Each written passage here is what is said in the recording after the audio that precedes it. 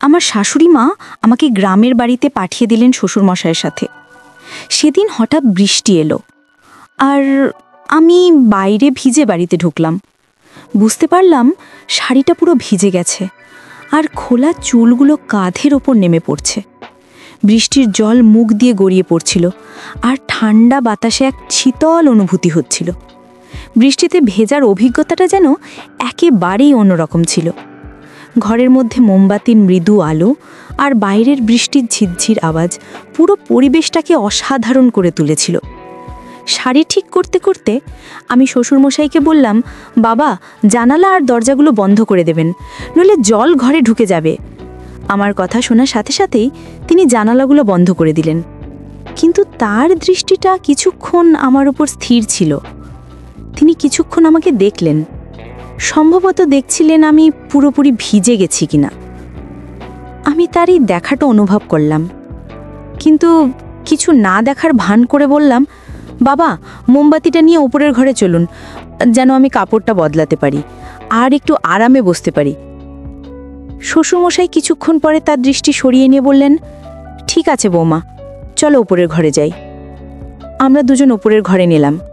তারপর আমি বাথরুমে গিয়ে বাবাকে ডেকে বললাম, বাবা, এখানে এতগুলো কল কেন খোলা রাখছেন আপনি? এখানে দেখুন এবং জল বন্ধ করুন।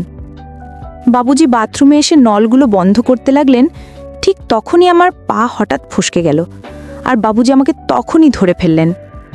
আমার মনে তখন বেশ অস্বস্তি হচ্ছিল, কিন্তু আমরা দ্রুত পরিস্থিতি সামলে নিলাম। শ্বশুরমশাই আমাকে বাথরুমে বন্ধুরা, আজকের গল্পটি আরও স্পেশাল, কেউ মিস করো না, এবং দয়া করে গল্পগুলো ভালো লাগলে ভিডিওটি লাইক, শেয়ার এবং চ্যানেলটি সাবস্ক্রাইব করো প্লিজ। যাই হোক, এমন সময় আমার শাশুড়ি মার ফোন এলো। আমি আগের থেকেই বুঝতে পারছিলাম যে কিছু একটা গুরুত্বপূর্ণ কথা হবে, কারণ তিনি সাধারণত তেমন কোনো কারণ ছাড়া এত তাড়াতাড়ি আমাকে ফোন করেন না। আমি তখন অফিসে ছিলাম। আমি ফোনটা তুলে নিলাম এবং তার কণ্ঠে হালকা উত্তেজনা লক্ষ্য করলাম। তিনি সরাসরি বললেন, বৌমা, তোমাকে তোমার বাবুজির সাথে গ্রামে যেতে হবে, অনেক গুরুত্বপূর্ণ কাজ আছে। আমার শাশুড়ি মার কথা শুনে আমি একটু অবাক হয়ে গেলাম। আমার মাথায় তখনই ভাবনা এলো, কেন তিনি নিজে যাচ্ছেন না এবং কেন আমাকে যেতে হবে? আমি শান্তভাবে বললাম, শাশুড়ি মা, আপনি এবং আপনার ছেলে কি একসাথে যেতে পারতেন না? আমার অফিসের কাজ রয়েছে। শাশুড়ি মা একটু গম্ভীর হয়ে বললেন, বৌমা, তুমি তো জানো আমি যখনই বাইরে যাই আমার শরীরটা ভালো থাকে না, আর তোমার ছেলে সবসময় নিজের কাজে ব্যস্ত থাকে বা তার বন্ধুদের সাথে মিলে মদ খেয়ে সময় কাটায়। ওকে বোঝানোর চেষ্টা করেও কোনো লাভ হয় না, তাই আমি তোমার উপরই ভরসা করি। বৌমা, তার কথা একটা সত্যটা ছিল। আমার ছেলে সত্যিই তার বন্ধুদের সাথে সময় কাটাতে বেশি পছন্দ করতেন, আর বাড়ির কাজের ব্যাপারে তার কোনো আগ্রহই ছিল না। পরিস্থিতি বুঝে আমি শাশুড়িমাকে বললাম, ঠিক আছে শাশুড়িমা, আপনি যেমন চান। শাশুড়িমা তখন শান্তভাবে বললেন, বৌমা, তোমাকে প্রপার্টির কাজ দেখার জন্য যেতে হবে, এটা খুবই জরুরি, আর তুমিই ঠিকভাবে সামনে নিতে পারবে। বাবুজির সাথে সোমবার থেকে বুধবার পর্যন্ত সেখানে থাকলেই চলবে। বৃহস্পতিবার কাজ শেষ করে তুমি শুক্রবার বা শনিবার বাড়ি ফিরে আসতে পারো। আমি তাকে আশ্বস্ত করে বললাম, ঠিক আছে শাশুড়িমা, আপনি চিন্তা করবেন না, আমি বাবুজির সাথে চলে যাব। আমি দ্রুত সিদ্ধান্ত নিলাম এবং ভাবতে লাগলাম যে গ্রামের বাড়িতে যাওয়া আমার জন্য একটি নতুন অভিজ্ঞতা হতে পারে। আসলে অনেক দিন ধরেই আমি বাড়ি আর অফিসের কাজের মধ্যে আটকে ছিলাম, তাই একটা বিরতির প্রয়োজন অনুভব করছিলাম। শাশুড়িমা ঠিকই বলেছিলেন, গ্রামের বাড়িটা বেশ বড় এবং সুন্দর ছিল। হয়তো এই পরিবর্তন আমার জন্য একটু নতুনত্ব নিয়ে আসবে। তো বন্ধুরা, এবার আমি আপনাদের আমার বাবুজির ব্যাপারে বলি, মানে আমার শ্বশুরমশাইয়ের ব্যাপারে। আমার শ্বশুরমশাইয়ের বয়স প্রায় 70 বছর হবে, কিন্তু এই বয়সেও তিনি বেশ শক্ত সমর্থ এবং পরিশ্রমী। আমাদের ব্যবসা শুরু থেকেই ভালোই চলেছে, তাই আমাদের পরিবারে কোনো কিছুর অভাব নেই। আমাদের বাড়িতে গাড়ি, চাকর বাকর এবং বড় একটা গ্রামের বাড়ির ছবি আছে। আমার একটা মেয়ে আছে, তবে সেই টেস্ট টিউব পদ্ধতির মাধ্যমে জন্মেছে। হ্যাঁ, আমার মেয়ে আমার স্বামীর মাধ্যমে জন্মায়নি, কারণ আমার স্বামীর সেই সক্ষমতা নেই। এই সত্যটি কেবল আমি এবং আমার শ্বশুরমশাই জানেন। অন্য কেউ, এমনকি আমার শাশুড়ি মাও এই ব্যাপারে কিচ্ছু জানেন না। যখন শাশুড়ি মা আমাকে গ্রামের বাড়িতে যেতে বলেছিলেন, আমি ভেতর থেকে একটু খুশি হয়েছিলাম। সেদিন রাতেই আমি পরের দিন গ্রামের বাড়িতে যাবার প্রস্তুতি নিতে শুরু করলাম এরপর আমি আমার শ্বশুরমশাইয়ের ঘরে গেলাম। আমাদের বাড়িতে সবসময় একটা নিয়ম ছিল যে মহিলারা বাড়ির ভেতর মাথায় শাড়ির আঁচল রাখবে। আমাদের বাড়ির নিয়ম ছিল যে যে কোনো পুরুষের সামনে মাথার আঁচল ছাড়া থাকা ঠিক নয়। হ্যাঁ, আমি নিজেকে এক সংস্কারী বৌমা হিসাবে গর্ব করি। আমি তখন আমার শ্বশুরমশাইয়ের ঘরে প্রবেশ করলাম, কিন্তু দেখলাম তিনি তখন বই পড়ছেন। আমি বললাম, বাবুজি, বইটা বেশিক্ষণ পড়বেন না, কাল আমাদের খুব সকালে গ্রামের বাড়ি রওনা দিতে হবে। আপনি তো নিজেই এটা আমাকে বলেছিলেন। আমি শ্বশুরমশাইয়ের ব্যাগেও কিছু প্রয়োজনীয় জিনিস রেখেছিলাম, তবে তখন লক্ষ্য করলাম তার মনোযোগ অন্য কোথাও ছিল। তিনি বইয়ের দিকে না তাকিয়ে অন্য দিকে দেখছিলেন। একটা বিষয় বলা হয়নি, আমার নাম প্রিয়া। আমি একজন সাধারণ কিন্তু আত্মবিশ্বাসী নারী, যে একটি সুশীল পরিবার থেকে এসেছে। আমার বয়স 30 বছর, উচ্চতা 5 ফুট 2 ইঞ্চি, এবং আমি একটু স্বাস্থ্যবান। আমার গায়ের রং ফর্সা। আমি যখন শাড়ি পরি সেটা অনেকটা একটা মডেল বিপাশা বসু স্টাইলে পরিলোকের দৃষ্টি আমার দিকে আটকে যায়। আমি এসব বলছি যাতে আপনি আমার কল্পনা করতে পারেন এবং আমার গল্প পড়ার সময় আমার চেহারা আপনার মনে স্পষ্টভাবে ফুটে ওঠে। আমি একজন সাধারণ মেয়ে, যে পরিবার ও সমাজের নিয়মের মধ্যে জীবনযাপন করছি, কিন্তু এবার গল্পে কিছু একটা আলাদা খাটেছে। এমন কিছু যা আমার জীবনে এক নতুন মোড় নিয়ে এসেছে, যা আমি কখনো স্বপ্নেও ভাবতে পারি না। আমরা দুপুরের পর একটু দেরিতে রওনা হলাম। আমরা গাড়িতে যাচ্ছিলাম আর আমার শ্বশুরমশাই গাড়ি চালাচ্ছিলেন। ট্রাফিকের কারণে আমরা সন্ধে 7:30টার দিকে গ্রামে পৌঁছালাম। সেখানে আমাদের একটু ছোট্ট সুন্দর বাড়ি আছে, যা একটি ছোট্ট পাহাড়ের উপরে অবস্থিত। যদিও পাহাড়ে অবস্থিত, গাড়ি সহজেই সেখানে যেতে পারে। বাড়িটি একতলা, চারপাশে সুন্দর পাহাড় আর ঠান্ডা বাতাস বইছিল।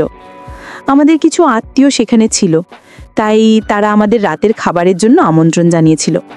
সেখানে আমাদের বাড়ি দেখাশোনা করার জন্য সুনীল নামের একজন কর্মচারীও ছিল, কিন্তু তার বাড়ির কোনো একজনের শরীর খারাপ হওয়ায় সে পরদিন সকালে বাড়ি ফিরতে চাইছিল, আর শ্বশুরমশাই তাকে গ্রামের বাড়িতে যাবার অনুমতি দিয়েছিলেন।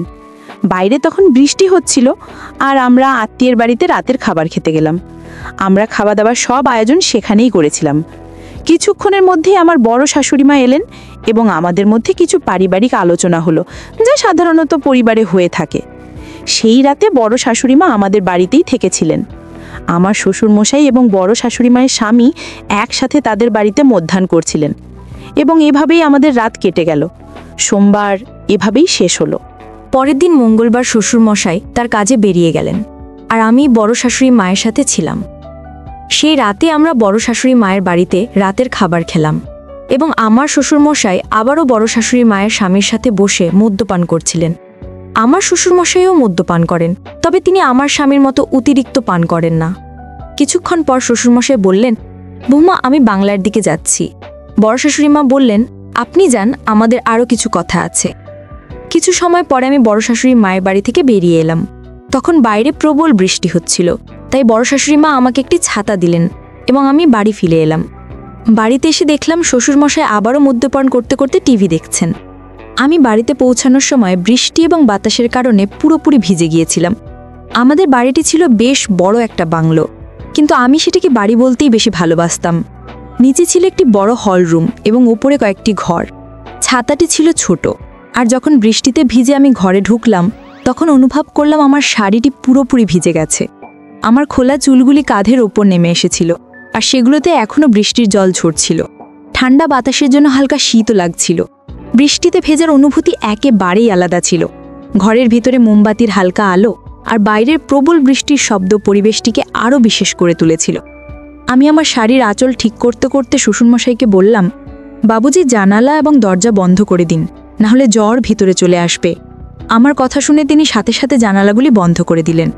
তবে কিছুক্ষণ ধরে তার দৃষ্টি আমার দিকে স্থির ছিল। তিনি আমার দিকে তাকিয়েছিলেন, যেন দেখার চেষ্টা করছিলেন আমি সম্পূর্ণ ভিজে গিয়েছি কিনা। তার সেই নজর আমার একটু অস্বস্তি লাগলো। আমি সেটাকে উপেক্ষা করে বললাম, বাবুজি, মোমবাতি নিয়ে উপরের ঘরে চলুন, যাতে আমি কাপড় পরিবর্তন করে একটু বিশ্রাম নিতে পারি। কিছুক্ষণ পরে শ্বশুরমশাই তার দৃষ্টি সরিয়ে নিলেন এবং সম্মতি জানিয়ে বললেন, ঠিক আছে বৌমা, চলো উপরে যাই। আমি এবং শ্বশুরমশাই উপরের ঘরে চলে গেলাম। এরপর আমি বাথরুমে ঢুকে বললাম, বাবুজি, এখানে এতগুলো পানির ট্যাপ কেন খোলা আছে? আপনি একটু দেখুন এবং এগুলো বন্ধ করে দিন, নাহলে এভাবে পানিগুলো অপচয় হচ্ছে। শ্বশুরমশাই বাথরুমে এলেন এবং ট্যাপগুলো বন্ধ করতে শুরু করলেন। কিন্তু হঠাৎ করে শাওয়ার চালু হয়ে গেল আর আমি আবারও ভিজে গেলাম। আমি তখন নীল শাড়ি পরেছিলাম আর মাথায় আঁচলটাও ছিল। দেখলাম শ্বশুরমশাই নির্ভয়ে আমার দিকে তাকিয়ে আছেন, যেন ভয়ে আছেন আমি কিছু বলি কিনা। বৃষ্টির জন্য আমার শাড়িটি পুরোপুরি ভিজে গিয়েছিল আর তিনি আমার দিকে এক দৃষ্টিতে তাকিয়েছিলেন। একদিন এরকমই হয়েছিল। আমার শ্বশুরমশাই প্রায়ই বন্ধুদের সাথে বাইরে ঘুরতে যেতেন। তার সিগারেট খাওয়ার অভ্যেস ছিল। একদিন সকালে আমি দোকানে গিয়েছিলাম, তখনও বৃষ্টি হচ্ছিল। আমি যথারীতি মাথায় শাড়ির আঁচল নিয়ে বেরিয়েছিলাম। আমি খুবই পরম্পরাগত মানসিকতার। বুক ছাদে নিয়ে দেখলাম শ্বশুরমশাই রাস্তার পাশে দাঁড়িয়ে আছেন। আমি ছাতাটি তার দিকে বাড়িয়ে দিলাম, কিন্তু দেখলাম তিনি আমার দিকে এক দৃষ্টিতে তাকিয়ে আছেন। তার চোখ যেন আমার দিক থেকে সরতেই চাইছিল না। মনে হচ্ছিল আমাকে তিনি কিছু বলতে চান। বাড়ি ফিরে এসে আয়নায় তাকিয়ে দেখি সারা সামনের অংশ কিছুটা ভিজে গিয়েছে, যা আমার চেহারায় আলাদা একটা সৌন্দর্য এনে দিয়েছে। শাড়িটির শরীরের সাথে লেগে থাকায় নিজেকে একটু অন্যভাবে দেখলাম।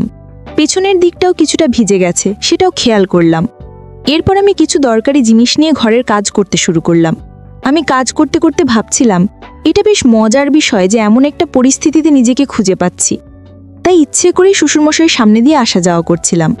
ঝাড়ু দেওয়ার সময় নিচু হয়ে কাজ করতে হতো, আর আমি আমার উপস্থিতি তার নজরে আনতে চেষ্টা করতাম। শ্বশুরমশাইও মাঝে মাঝে তাকিয়ে দেখতেন, আর কিছুটা হাসি মুখে তার অভিব্যক্তি লক্ষ্য করতাম। আবার কিছুক্ষণ পর শ্বশুরমশাই ঘরে ফিরে এলেন। তখন আমি পুরোপুরি ভিজে গিয়েছিলাম, তাই শাড়ি বদলাতে হলো। শ্বশুরি বসেছিলেন যেখানে একটি আলমারি ছিল। আমি আলমারি খুলে আরেকটি লাল শাড়ি বের করলাম। ঘরের পাশে আরেকটি ছোট্ট কক্ষ ছিল, যেখানে আমি শাড়ি বদলাতে গেলাম। শ্বশুরমশাই তখন বারান্দায় বসে বিশ্রাম নিচ্ছিলেন। দরজাটা সামান্য খোলা রেখেছিলাম, কারণ ঘরে একটু বাতাস আসার দরকার ছিল। আমি শাড়ি বদলাতে শুরু করলাম, আর শাড়ির ভাঁজ খুলতে খুলতে চুরির হালকা আওয়াজ হচ্ছিল। শ্বশুরমশাইও বাইরে বসেছিলেন, তবে তার উপস্থিতি তেমন গুরুত্ব দিচ্ছিলাম না। আমার শাড়ি বদলানোর সময় আমি পুরোপুরি নিজের কাজে মনোযোগ দিচ্ছিলাম, যদিও ঘরের পরিবেশে একটা অন্যরকম মৃদু অস্বস্তি টের পাচ্ছিলাম। কিন্তু এটিকে খুব সাধারণভাবেই নিলাম এবং কাজ চালিয়ে গেলাম। আমি লক্ষ্য করছিলাম বাবুজি তখন বারান্দায় বসে বিশ্রাম নিচ্ছিলেন। আমি বুঝতে পারছিলাম যে তিনি আমার কিছু কাজ খেয়াল করছিলেন। তিনি ধুতিটা কিছুটা ঠিক করছিলেন। ঘরটি কিছুটা অন্ধকার ছিল, তবে মোমবাতির নরম আলো ঘরের পরিবেশকে একটু আলাদা করে তুলেছিল। আমি ধীরে ধীরে শাড়ি বদলাতে শুরু করলাম। যদিও শাড়ি পুরো শরীরকে সহজেই ঢেকে নিতে পারে, আমার মনে হচ্ছিল এটি যথাযথভাবে জড়িয়ে নিতে সময় লাগছে। আমার আর বাবুজির মধ্যে বেশ কিছুটা দূরত্ব ছিল, প্রায় 12-15 ফুট। তিনি সোফায় বসে বাইরে তাকিয়েছিলেন এবং আমি আমার কাজ নিয়ে ব্যস্ত ছিলাম। আমি আমার চপ্পলের বোতাম খোলার চেষ্টা করছিলাম, যা বেশ শক্ত হওয়ায় খুলতে কিছুটা সময় লাগছিল। অবশেষে অনেক চেষ্টা করে বোতামটা খুলতে পেরেছি। বাবুজি তখন ধুতিটা একটু ঠিক করছিলেন এবং তার সামান্য নড়াচড়া ঘরের অন্ধকারের মধ্যেও আমি দেখতে পাচ্ছিলাম। আমি চপ্পলের শেষ বোতামটা খুলে একটু অন্যদিকে ঘুরলাম। হয়তো তিনি তখন চারপাশের সব কিছু ভালোভাবে লক্ষ্য করতে পারছিলেন, কারণ রাত তখন প্রায় 1টা। আমি বাবুজির দিকে একটু বেশি ঘুরে গিয়েছিলাম। শাড়ি বদলানোর সময় আমার চুরির শব্দ ঘরে প্রতিধ্বনিত হচ্ছিল। শাড়ি পাল্টাতে পাল্টাতে আমি বললাম, বাবুজি, আজ আপনার দিন কেমন কাটলো? আজ তো অনেক কাজের মধ্যে ছিলেন, মনে হয় ক্লান্ত হয়ে পড়েছেন। বাবুজি ধুতির কিছুটা ঠিকঠাক করতে করতে বললেন, হ্যাঁ বৌমা, আজ কাজ অনেক ছিল, কিন্তু আমি ক্লান্ত নই। এই গ্রামের বাতাসে যেন প্রাণ ভরে দেওয়া যায়। আমি ইতিমধ্যেই আমার শাড়ি পরছিলাম এবং এরপর ধীরে ধীরে বাকি জামা গুছিয়ে নিচ্ছিলাম। সেই সময় আমি বাবুজির সঙ্গে কথোপকথন চালিয়ে যাচ্ছিলাম। ঘরে বিদ্যুৎ ছিল না, তাই আমি একটা মোমবাতি জ্বালিয়েছিলাম, যার আলোতে বাবুজির মুখটা ঠিকভাবে দেখা যাচ্ছিল না। আমি বাবুজিকে বললাম, বাবুজি, মা আর কাকাকে নিয়ে খুব খুব চিন্তায় আছি। বাবুজি বললেন, বৌমা, তোমার চিন্তা করার কিছু নেই। আমি বললাম, বাবুজি, গত রাতের মতো আজও বারান্দায় শুইতে যাবেন না? বাইরে আজ অনেক বাতাস আর ঠান্ডা, আমাদের বিছানাটা বড়, আমার সঙ্গে বিছানাতে শুয়ে পড়বেন। আমার কথা শুনে তিনি চুপ থাকলে কিছু বললেন না। আমি আবার শাড়ি পরতে শুরু করলাম। মনোযোগ দিয়ে শাড়ির শেষ অংশটা ঠিক করে নিলাম। ঘুরে দাঁড়িয়ে নিজেকে সামলে নিলাম।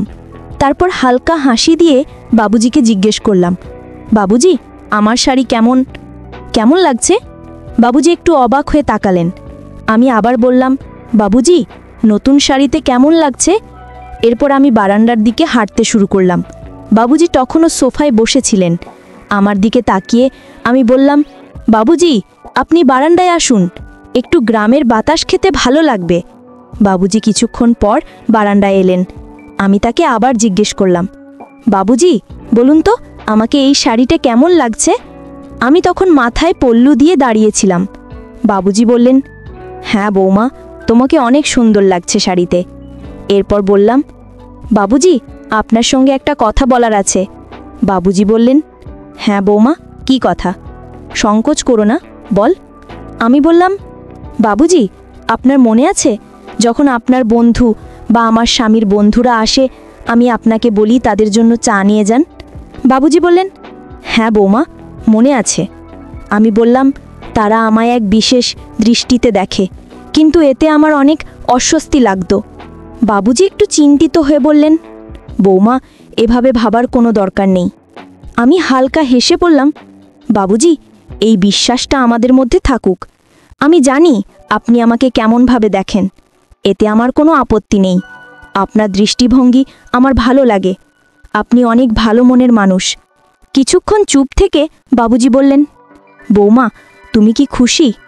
আমি হেসে বললাম, বাবুজি, এবার আসল কথায় আছি। বাবুজি বললেন, হ্যাঁ বৌমা, কি কথা? সংকোচ করো না, বল। আমি বললাম, বাবুজি, আপনি কি মনে করেন আমি সত্যিই খুশি?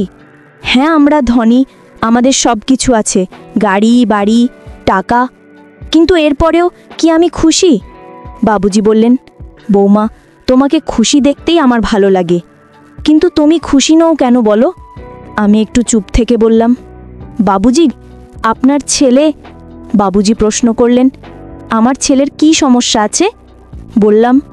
আমি গভীর শ্বাস নিয়ে বললাম, বাবুজি, আপনি কি মনে করেন শুধু অর্থ আর সম্পত্তি থাকলেই সুখ পাওয়া যায়? আসল সুখ দাম্পত্য জীবনে। বাবুজি কিছুক্ষণ চুপ করে থেকে বললেন, বৌমা, তোমার যা বলার আছে খোলাখুলি সংকোচ করো না। আমি একটু দ্বিধা করে বললাম, আপনার ছেলে এখন আর আগের মতো আমার সঙ্গে সম্পর্ক রাখছে না। আমাদের মধ্যে যে যোগাযোগ ছিল সেটা আর নেই। বাবুজি স্থিরভাবে শুনলেন। আমি বললাম, আমি জানি বাবুজি, আপনার জীবনেও হয়তো অনেক চাপ আছে, আপনার নিজের জীবনের দায়িত্বগুলো কম নয়। বাবুজি তখনও শান্তভাবে শুনছিলেন। আমি বললাম, আপনাকে সবসময় খুব শান্ত দেখি, কিন্তু আমি বুঝতে পারি আপনারও হয়তো কিছু অনুভূতি আছে যা আপনি প্রকাশ করেন না। বাবুজি আমাকে দেখে একটু নার্ভাস হয়ে পড়লেন। তারপর হঠাৎই গম্ভীর হয়ে বললেন, বৌমা, তুমি কেমন কথা বলছো? আমি কখনো এমন কিছু ভাবিনি, আর না তোমাকে সেই চোখে দেখেনি। তুমি তোমাদের পরিবারের মান সম্মান, আর আমি সব সময় তোমার প্রতি শ্রদ্ধা এবং সম্মানের দৃষ্টিতে তাকিয়েছি। আমি একটু ঘাবড়ে গেলাম, কিন্তু আমার কথা চালিয়ে গেলাম। বাবুজি, জি, আমি এসব কথা বলছি কারণ মাঝে মাঝে মনে হয় আমরা আমাদের সম্পর্কগুলো নিয়ে খোলাখুলি কথা বলতে পারি না।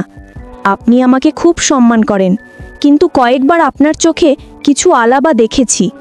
বাবুজি কিছুটা অস্বস্তিতে পড়ে গেলেন, কিন্তু আবারও গম্ভীরভাবে উত্তর দিলেন, তোমার ধারণা ভুল বৌমা। পরিবারের সম্পর্কগুলো খুব পবিত্র এবং আমাদের সব সময় সেগুলোর সম্মান করা উচিত। তোমার এমন কিছু ভাবার প্রয়োজন নেই। যদি তোমার কখনো এমন অনুভূতি হয়ে থাকে, আমি তার জন্য ক্ষমা চাই, কিন্তু আমার উদ্দেশ্য কখনোই এমন ছিল না। আমি বাবুজির কথায় সত্যতার ছোঁয়া পেলাম। তিনি সব সময় পরিবারের দায়িত্ব সত্তার সঙ্গে পালন করেছেন, আর হয়তো আমি ভুল বোঝাবুঝির শিকার হয়েছি। আমি মাথা নিচু করে বললাম, মাফ করবেন বাবুজি, আমি হয়তো কিছু ভুল বুঝেছি। আমার মনে হয় আপনাকে বুঝতে আমার অনেক ভুল হয়েছে। বাবুজি কোমল স্বরে বললেন, বৌমা, এই বাড়িতে তুমি আমাদের মেয়ের মতো। হ্যাঁ, আমি চাই তুমি সব সময় খুশি থাকো এবং এমন কোনো ভাবনা মনেরা রাখো না যা আমাদের সম্পর্ককে দুর্বল করে। সেই মুহূর্তে আমার মনে হলো আমি, অর্থাৎ বাবুজি আর আমার সম্পর্ক নিয়ে ভুল ধারণা বসে রেখেছিলাম। আমি নিজেকে প্রতিজ্ঞা করলাম, ভবিষ্যতে আমি কখনো এমন কিছু ভাবব না এবং সবসময় পরিবারের সম্পর্কগুলোকে সম্মান দেব। সম্পর্কগুলোর মধ্যে সততা ও খোলামেলা কথোপকথন অত্যন্ত গুরুত্বপূর্ণ। যদি আমরা আমাদের ভাবনা আর অনুভূতিগুলো নিঃসংকোচে ভাগ করি, তখনই সম্পর্কের ভিত্তি মজবুত হয়। যে কোনো সম্পর্কের শক্তি নির্ভর করে আমরা একে অপরের প্রতি কতটা সৎ এবং আন্তরিক। কখনো কখনো আমরা আমাদের ভাবনা আর অনুভূতিগুলো লুকিয়ে রাখি, যা ভুল বোঝাবুঝির সৃষ্টি করতে পারে। যখন আমরা কারোর প্রতি আগে থেকেই কোনো ধারণা বা মত তৈরি করি, তখন বাস্তবতা থেকে দূরে সরে যাই। এই বিভ্রান্তি আমাদের সম্পর্কগুলোতে অপ্রয়োজনীয় চাপ তৈরি করে। যদি আমরা আমাদের মনের কথা খুলে না বলি, তাহলে অপর ব্যক্তি আমাদের সম্পর্কে সঠিক ধারণা পাবে না এবং ভুল সিদ্ধান্তে পৌঁছতে পারে। তাই একে অপরের সাথে খোলাখুলি কথা বলা অত্যন্ত গুরুত্বপূর্ণ। এতে শুধু আমাদের অনুভূতিগুলো পরিষ্কার হয় না, পাশাপাশি অন্যজন আমাদের অবস্থান আর চিন্তাভাবনা সম্পর্কে সঠিক ধারণা পায়। সৎ কথোপকথনের মাধ্যমে সম্পর্কের বিশ্বাস আর বোঝাপড়া বাড়ে, যা আমাদের একে অপরের আরও কাছাকাছি নিয়ে আসে। সম্পর্কগুলো সফল করার জন্য কথোপকথনকে সর্বোচ্চ গুরুত্ব দেওয়া উচিত। তো বন্ধুরা, এটাই ছিল আমাদের আজকের ছোট্ট গল্প। গল্পটা কেমন লাগলো জানাতে ভুলবেন না। আরও মজার মজার রোম্যান্টিক গল্প শুনতে চাইলে ভিডিওটি লাইক, শেয়ার এবং চ্যানেলটি সাবস্ক্রাইব করতে ভুলবেন না। ধন্যবাদ।